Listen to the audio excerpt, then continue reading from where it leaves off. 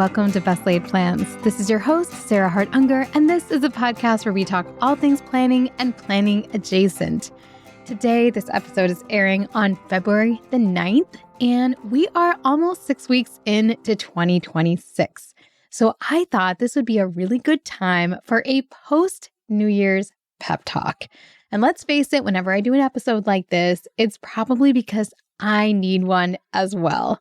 Yes, the year has been going well. I talked a little bit last week about certain goals that I've made progress with and others that are going a bit more slowly, but I am absolutely not immune to some of the things on my list just maybe looking a little bit less exciting, less appealing as the year goes on. And I definitely find that this can be a challenging time of year for so many people. And so I'm going to provide 6 ideas to maybe help you if you are finding that you're a little bit in one of those valleys of the year in terms of motivation or in terms of mood. And maybe some of these will help you to climb out, and me as well. So first of all, why is February hard? Well, in January, the first few weeks can just feel so sparkly and magical for those of us who are planner types. And I know many of the people who listen to this episode are those exact kind of planner types. We count down to the year. We spend lots of time thinking about our goals. We get excited about new tools and new tactics that we're going to try. And then we start doing them. And it's really fun at first. But at a certain point, it sort of hits you that, oh my gosh, I have made a pact with myself to just keep doing this forever. And maybe it's not as fun or as fresh anymore. Many habit goals, honestly, are things that don't have an end. And so that can just, seem a little bit less exciting or sad even as you kind of trudge in past the beginning of the year. So yes, that can be part of the February doldrums. Now, of course, there's the weather. I am in South Florida, and even I feel like I'm getting tired of it being kind of a colder winter for us. So I cannot even imagine how people in places that have real winter are feeling. So that can definitely impact people's feelings. Plus, less light can cause seasonal affective disorder. Obviously, if you follow news, that can be really dramatic and stressful. And that is not adding anything positive to the mix right now. And maybe you're just for me, one thing that tends to be a reality check is I'll have a lot of really fun ideas, and then I'll remember that my day-to-day life, like just the normal things that I have to do without any sort of extras, is quite full already. And so while it seemed like a really amazing idea to throw in lots of extras, in reality, I have to go a lot slower than I maybe wanted to. So if you had a really full January and you're coming into February and you're like, I had all these side projects and they didn't happen yet, well, you are not alone. And I will share that with my big decluttering goal, all I've done so far as I'm airing this episode is I have organized my 8-year-old's books. Great, but that's one of hundreds of things in our house that need weeding through and decluttering. And I did make a Zoom appointment with a local organizer who follows the KonMari method. She's a certified Marie Kondo organizer, and I do feel like that step is actually a really important one for me. As I talked about in a prior episode, I really feel like I'm missing an accountability piece to my organizing journey, as well as maybe an expert who could help me move things along a little bit quicker. When I thought about how hard it was for me to get my estate planning done until I got an expert to work alongside me, someone that I was paying and accountable to, I do think that this step towards decluttering, actually having a meeting with someone and hopefully after that meeting, spending some money on a package so that I can get some help with my decluttering, I do think I'll be able to make more progress. But I have friends who've already decluttered multiple spaces and they used all that January energy. And when I look around, I'm like, well, I don't think I had time for that. Or maybe I had time for that, but I guess I prioritized other things more. So if you are kind of in that situation as well, and you feel like you had a big project that you were excited about, but it hasn't really fully kicked off yet, I see you. I am right there with you. The final thing I will mention is that this time of year is just kind of a little bit of a slog for some people. And I think especially people with kids or young kids, because you're kind of in those school days. There isn't another break or vacation on the horizon for quite a while. And this can be a more stressful semester for certain people. I know On the young side, kids get sick like crazy. Little kids are getting the flu and all kinds of things and runny noses galore. And older kids are dealing with grades. And if you have a college senior, I know this can be an incredibly stressful time of year figuring out what's going to happen next. So yeah, I think February is kind of built to test us a little bit. So I hope that some of the tactics that I talk about in these 6 tips will be helpful for you. And as always, when I record one of these episodes, you know I need this exact same pep talk as well. All right, so number 1, progress does not have to be linear. I have to tell myself this. Just because January was not an amazing month when it came to decluttering my house does not mean that 2026 is a wash and I need to start fresh with a steady pace in 2027 or anything like that. There are plenty of projects and even big goals where you will make leaps forward and in a short period of time, and then things will be stagnant for a while, and then you'll make another leap forward. So if you have something that you are excited about doing and it's just not moving as quickly, remember that you really don't necessarily expect things to move in a completely linear fashion throughout the year. So I definitely need to remind myself that when it comes to my big goals for this year. And if this fits you, then of course, apply that to you as well. Number 2, and this one's sort of related, there's a lot of time left. We're 6 weeks-ish, not even quite, but almost 6 weeks, 5.5 weeks really into the year. There are 52 weeks in the year. So we're like a little bit more than 10% through the year. There is plenty of 2026 left. And really, many people don't entirely get going in January right away anyway. You're still in that kind of post-holiday mode. So if you just find that you are now sort of getting started on things, you might just be incredibly right on schedule anyway, because really, again, there are so many more months and not everybody's year has equal room to get side projects done. Many of us have a slower period during the summer. I know for me, our summer is kind of our bad weather season, so it can be a great time actually to do home projects.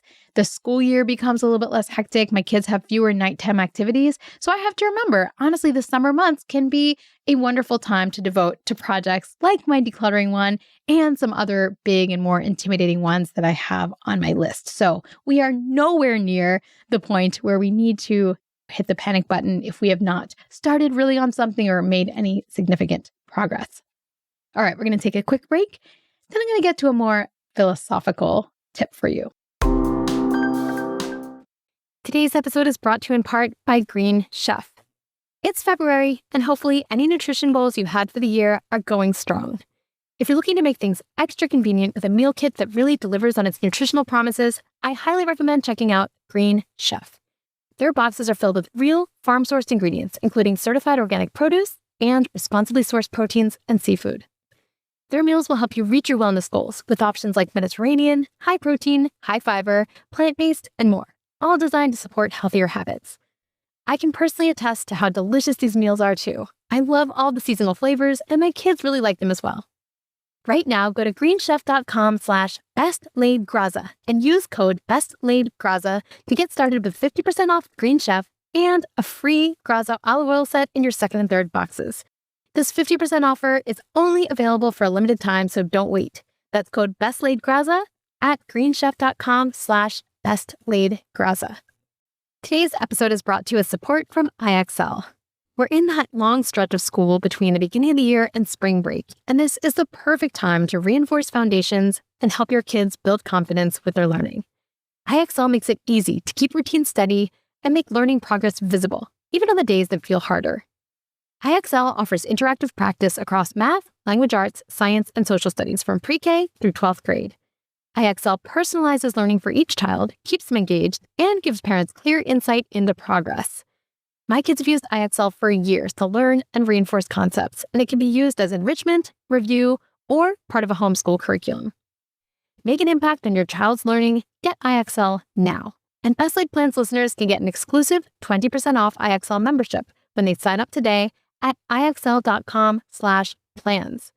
Visit IXL.com/plans, PLANS, to get the most effective learning program out there at the best price. Today's episode is sponsored in part by Mint Mobile. It can be tempting to stick with what you have just because it works, meaning you might not change your phone plan even though you're paying a much higher price than is actually necessary. But if you can break through the inertia, you'll get a much better deal at Mint Mobile. Mint Mobile offers the same services your old carrier does, but at a much better price. You get to bring your own phone and number, activate with eSIM in minutes, and start saving immediately. No long-term contracts and no hassle. Ready to stop paying more than you have to? New customers can make the switch today, and for a limited time, get unlimited premium wireless for just $15 per month. Switch now at mintmobile.com/BLP. That's mintmobile.com/BLP. Upfront payment of $45 for 3 months, $90 for 6 months, or $180 for 12-month plan required. $15 per month equivalent. Taxes and fees extra. Initial plan term only. Over 50 gigabytes may slow when network is busy. Capable device required. Availability, speed, and coverage varies. Additional terms apply. See mintmobile.com. All right, I am back. So this is your February pep talk or your post-New Year's pep talk, and we are talking about ways to make yourself feel better if you haven't exactly attacked your goals. You're not like done with half of them by the end of January or something like that. The first tip was that progress does not have to be linear. Some months are going to really go slower than others. So remember that things might happen in fits and starts, and that's okay. And number 2, I reminded everyone there is plenty of time left in 2026. Honestly, almost 90% of the year is still remaining. So we have lots of time to get to work on various things. All right, number 3. This one actually brings me insane amounts of comfort on a daily basis. And I feel like my daily planning regimen helps reinforce it. And that's the fact that you can only fit so many things in one day. No matter what you have to do, no matter what's on your back and you're stressed about, in a given day, you can only do so much. And it's honestly not even worth pretending otherwise. You could certainly copy your entire 100-item to-do list into your planner, but that would not be worthwhile because you're not going to do 100 things. And so as you prioritize and you sit there in the morning or maybe the night before, whenever you prefer to make your daily list, look at the next 24 hours, look at the events on your calendar, and be selective about what is going to be a priority for that day. And then once that day rolls around, try your best to be present in those things until you're actually working about planning another day. Once it's time to plan the next day, you can start thinking about the 100 things. But while you are in that day, I just find it so much better to just try hard not to think about all those other things. And I'm going to give you an example for myself, which is that I have not gotten my February newsletter out. And as I'm recording this, it's February 2nd. So it's definitely late. I aim to get a newsletter out every month. I really don't want to phone it in. I write really, from my heart when I write those newsletters. I like to include something that's hopefully somewhat useful for my listeners and readers. So it's not something I like to rush. And honestly, there just hasn't been a logical day where that made it onto my to-do list. So it wasn't even like I put it on my list and didn't do it. I haven't had a day open enough where I didn't have other more urgent things pending, where I even assigned it to myself. And so I have to be at peace with the fact that there is no February newsletter yet. And that's okay, because it's not worth stressing over that all day when I'm not even having it on my list. I can stress over it maybe when I'm about to do it, or, of course, reflect on other tactics of how I could maybe be better about fitting those things in the future. And maybe we'll get to that in a future tip. But really, on a given day, it's not worth thinking about the things that you are not doing or that you didn't have time to put on your list. You'll get more out of every hour if you're living that hour in the present and not obsessing over what you're not doing. And I have to give a shout out to one of my favorite writers about this concept, who is Oliver Burkeman, who wrote 4,000 Weeks and Meditations for Mortals. And one of the main things he loves to talk about is how we are not going to get everything done. And so finding peace with what you are going to do is basically half the battle. You'll be happier and you'll probably get the same amount done anyway with a lot less stress over it. So I really appreciate this. It's also a reason, I've talked about this before, but it's why I love the nested goals system, because you're on any given day, unless you're specifically planning, like if it's time to plan the month or time to plan the season, you're just looking at that day and you can think about the other things later. They're all on other lists. You have them captured, but you're only worrying about the tasks that you are planning to do in a given 24-hour period. And you have to make peace with that. All right. Number 4. That said, I promise I'm not contradicting myself here, but if you find that you are repeatedly not getting something done that is important to you or you put on your 2026 list, now can be a wonderful time to troubleshoot, because of course we still have 90% of the year left. So there's lots and lots of time to try other approaches. you want to look at any habit struggles or any big goal struggles without judgment and just sort of like zoom out. Like, what would your friends say to you about why things weren't getting done, or to kind of, I don't know, kind of look at the big picture and like, oh, this fitness goal that you set isn't happening. Let's think about why. Well, you said you wanted to lift weights, but you haven't signed up for a gym membership and you don't want to exercise at home. So maybe you actually need to make this task smaller and put on your calendar for next week that you want to do that gym membership sign up. And in fact, maybe you want to assign it to a very specific block of time and then ask your partner to remind you about it because it's important to you and you want the accountability. I mean, I just made that up right there. But taking a zoom out and figuring out like what is missing and is there something that you could perhaps address might be really useful and help you make the most out of that other 90-ish% that we have left in the year. For my own example that I keep using, was a tiny part of me thinking I'd be motivated in January and I would declutter my 26 areas without any help? Yeah, maybe a tiny part of me was deluded in thinking that, but the zooming out part of me is like, no, you have tried that before. Make the appointment with the expert and plan to spend a little money to get help with this problem. And I'm going to do that. So that is my zooming out that I'm doing right now. Other things you might ask are, do you need to make your goal smaller? Like maybe you bit off more than you can chew. You wanted to work out 4 times a week for an hour, but now you're not doing anything because you set the bar so high. So maybe we need to change it 20 minutes, 3 times a week or something like that. Maybe you need to get more resources thrown at the problem. And maybe you need to table it. Maybe you realize that you were going to do a morning routine because you heard so many people talking about their morning routines. But every time you try, your baby wakes up and then you don't get the morning routine done and you just end up really, really mad and sleep deprived. Maybe it's not time to do the morning routine yet. Maybe you need to give it 6 months till the baby's a more sound sleeper, something like that. So again, these are just kind of silly examples off the top of my head, but this is a great time to ask yourself questions if there is something important to you that's not happening. And the key here is to remain neutral. You are looking at things almost from an outsider's perspective. You are not judging yourself. You are not grading yourself. Your vibe is curiosity and not, a teacher with a grade book and a stern look on her face. All right. Number 5, ask yourself if you're trying to do too much with finite resources. The things that I think of in life that are finite are time, money. Maybe that's infinite for some people, but for most of us, it's finite to some degree. Energy and attention. Those are the ones that I came up with.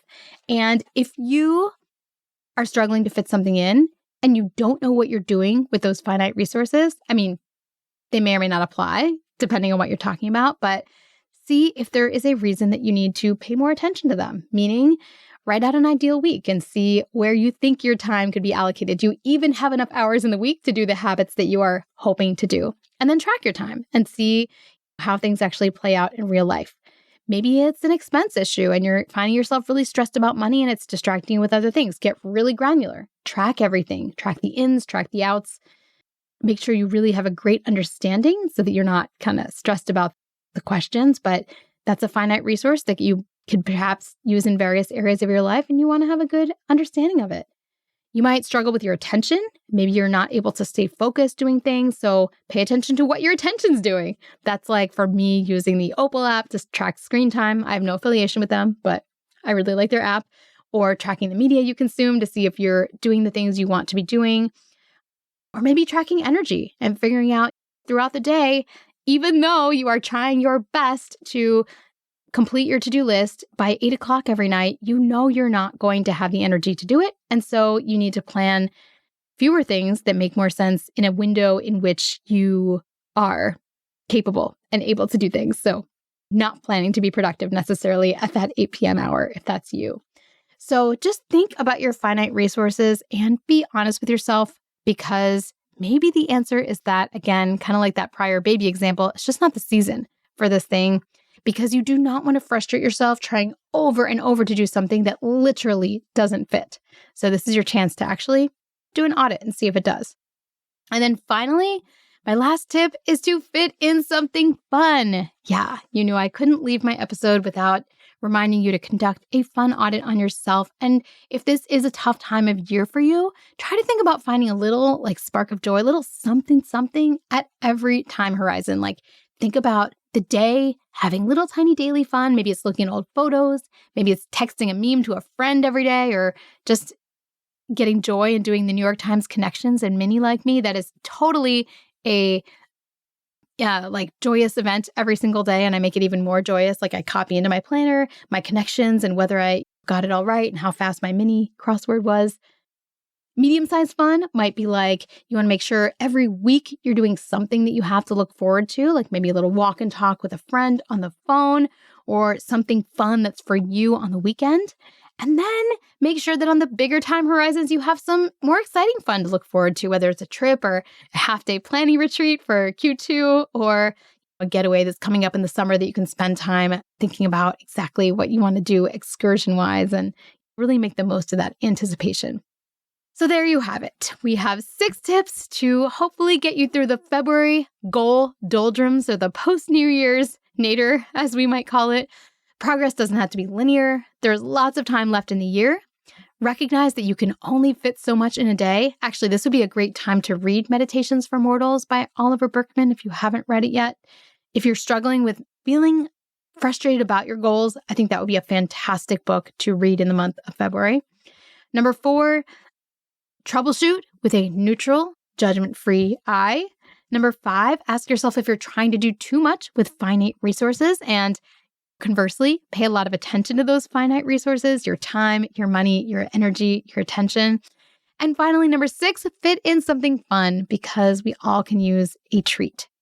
All right, we can do this, February. We can get past the goal hump. I know it.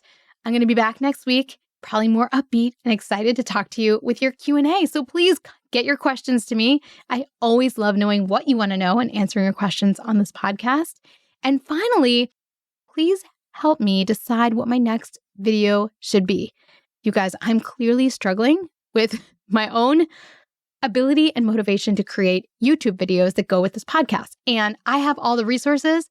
I have my wonderful podcast sound team is willing to make these videos for them if I just send them some video. So please tell me what I should make a video about, because I feel like sometimes if I'm answering to somebody's need, I will be more motivated to do it. So there you go, me working on my own goals through the podcast. Oh, and one last note, save the date for Best Laid Plans Live 2026, which will be planning 2027. Yes, I know. It's November 5th through 7th in Hollywood Beach. We are going to release the tickets to prior attendees first, and then they will go out to all the listeners of Best of Both Worlds and this podcast, etc. The best way to be on kind of the first tier of finding out about Best Laid Plans Live tickets is to make sure you are signed up for my newsletter, which is, you can be found at theshoebox.com, theshubox.com/newsletter. As long as you're in that, you're getting that in your inbox. And I promise I will send it out when it is time to announce Best Laid Plans Live, and hopefully also for the month before then in February. But yes, you will get your first crack at it, other than prior attendees who will contact separately. But if you haven't gone before, I do anticipate this year will sell out. We did sell out last year pretty quickly. We're making it a tiny bit bigger, but not much. And pretty much everyone says they want to come back because they have so much fun, which is amazing and makes me so happy. But anyway, save the date if you're interested and make sure you are signed up for my newsletter. I think Laura Vanderkam also shares the link in her newsletter. We try to time it to do it together, so you can sign up for that one as well. And I'll be back next week with more planning fun, and happy February. Happy 5.5 weeks into the year. We can do this.